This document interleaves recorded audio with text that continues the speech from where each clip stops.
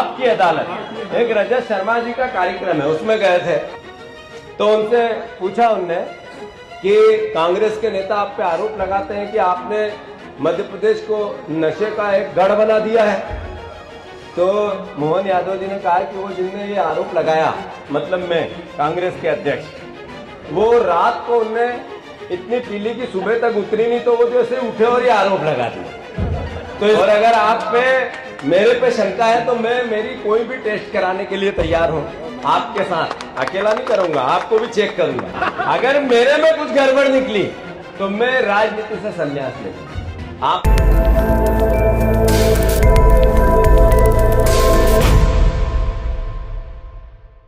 आपकी अदालत एक रजत शर्मा जी का कार्यक्रम है, उसमें गए थे तो उनसे पूछा उनने कि कांग्रेस के नेता आप पे आरोप लगाते हैं कि आपने मध्य प्रदेश को नशे का एक गढ़ बना दिया है। तो मोहन यादव जी ने कहा कि वो जिनने ये आरोप लगाया, मतलब मैं कांग्रेस के अध्यक्ष, वो रात को उनने इतनी पीली कि सुबह तक उतरी नहीं, तो वो जैसे उठे और ये आरोप लगा दिया। तो इसका मतलब है नशे का गढ़ है आपका मध्य प्रदेश, जब भी पीली होगी। मोहन यादव जी आज तक कोई व्यसन किया नहीं, जिंदगी में नहीं किया, सिगरेट, बीड़ी, पान, तंबाकू, ईश्वर ने सबसे बचा लिया मुझे ऐसा लगता है कि हम बड़ा भांग का गोला डाल के बोल रहे होंगे। अरे मोहन भैया, थोड़ी गोली छोटी लो, बड़ी मत। और अगर आप पे मेरे पे शंका है तो मैं मेरी कोई भी टेस्ट कराने के लिए तैयार हूँ, आपके साथ, अकेला नहीं करूंगा, आपको भी चेक करूंगा। अगर मेरे में कुछ गड़बड़ निकली तो मैं राजनीति से संन्यास ले लूंगा। आप में दम है टेस्ट कराने का? इतना बड़ा मंच है जो देश में रीति नीति की बात कर सकता है, इतना बड़ा मंच, इतनी बड़ी चैनल, उस पर इस तरह की वाहियात बात करता है मेरा मुख्यमंत्री। मुख्यमंत्री हमारे प्रदेश का सम्मान होता है, हम विपक्ष के हैं, वो विरोध के हैं, हमें जनता ने दायित्व दिया, हमें विपक्ष की भूमिका निभाना है। सवाल करता है आपसे, आप हमारे सवालों के जवाब देने के बजाय अनल गनल बातें करते हो, आरोप प्रत्यारोप लगाते हो, आपके बाप को बहनों के पीछे छुपाते हो, आपके बाप को हमें नशे में युक्त करके बताते हो। मोहन यादव जी, कान खोल के सुनो, एक कदम पीछे नहीं हटेंगे, विपक्ष की भूमिका निभाएंगे, जो वादे करे पूरे करो, नहीं तो कुर्सी छोड़ो, आपके बस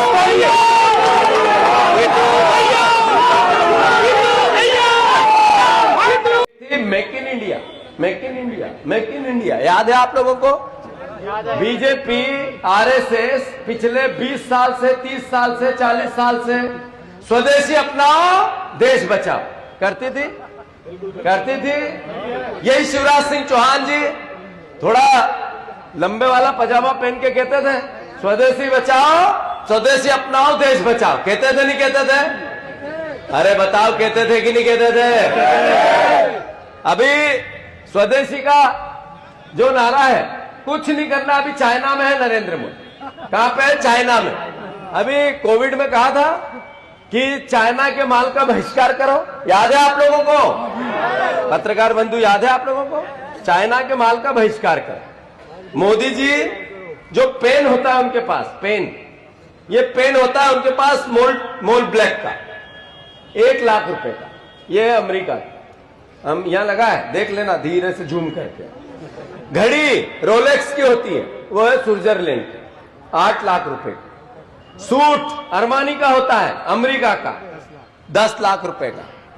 शूज गुची के होते हैं, गुची के 1.5 लाख रुपए के। नरेंद्र मोदी के एक उदाहरण दे रहा हूं, वो है अमेरिका के।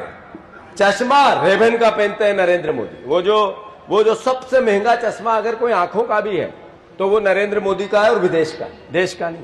जो आंखों का चश्मा सफेद होता है ना वो, और जब काला चश्मा पहनते हैं वो भी विदेश का। मोबाइल, आईफोन रखते हैं, अमेरिका का। फिर हवाई जहाज, एक बार मैंने ट्वीट कर दिया था हवाई जहाज का, 4-5 साल पहले, कि नरेंद्र मोदी का इस तरीके का नया हवाई जहाज आ रहा है, उसका इंटीरियर का फोटो मेरे खिलाफ एफआईआर कर दी, मेरे खिलाफ एफआईआर कर दी। सर्च करोगे मिलेगी, सब सर्च करो मिलेगी, वो भी अमेरिका का। जो कार है नरेंद्र मोदी की, कार ब्लैक, वो भी सब जर्मन की, इंडिया की नहीं। ये है स्वदेशी बचाओ, स्वदेशी अपनाओ, देश बचाओ, इनका असली चेहरा। अभी चाइना के माल का बहिष्कार करेंगे। और ऐसा कह रहे थे जैसे चाइना को कांग्रेस ही लेके आ गए हैं, हमारी छाती पे चढ़ रहे थे। सही है गलत? अभी चाइना में है, चाइना तो प्रोडक्शन की राजधानी है दुनिया भर की। जितना प्रोडक्शन चाइना में होता है और दुनिया में जाता है वो कहीं भी नहीं है। आप चाइना गए हैं, फिर से उनके राष्ट्रपति के साथ गले मिल रहे हैं, और फिर आज अखबारों में आया है, आज अखबारों की लाइन है, भास्कर की बड़ी लाइन, ऐसा जैसे कि चाइना और भारत का ऐसा गठजोड़ हुआ है।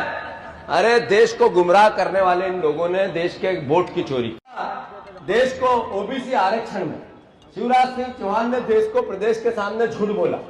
इन्होंने 100 करोड़ रुपए इसलिए दिए वकीलों को कि ओबीसी का आरक्षण पास नहीं, और भाषण में हर बार बोला कि हम ओबीसी का आरक्षण चाहते हैं जो कमलनाथ जी ने कानून बनाया। मतलब जनता को गुमराह करेंगे और जनता का ही पैसा वकीलों को देंगे और उस ओबीसी के आरक्षण को रोकेंगे दोनों तरफ। फिर मोहन यादव आए, उन्होंने भी यही बात किया। अभी मुख्यमंत्री निवास पर सर्वदलीय मीटिंग बुलाई, मुझे भी बुलाया, हम भी गए थे, हमारे उमंग सिंघार जी, मैं और कमलेश्वर पटेल जी और अशोक सिंह जी, अरुण यादव जी, सारे भाई गए। हमने एक एक करके उनसे सवाल किए। मैंने पूछा, वो प्रशांत सिंह जी एक हैं इनके एडवोकेट जनरल, वो ऑनलाइन जुड़े थे। मैंने कहा प्रशांत सिंह जी, आपने इतने भाषण दिए, आपने तो 5 बार आवेदन किया कि ओबीसी का आरक्षण नहीं होना चाहिए पास, इसको रोको, कानून गलत है, और अब आप यहाँ आप दलील अलग दे रहे हो। तो कहने लगे नहीं मैंने नहीं किया। तो मैं 5 आदेश लेके चला गया। मैंने कहा ये क्या है, आपने रात की भांग खा ली है क्या?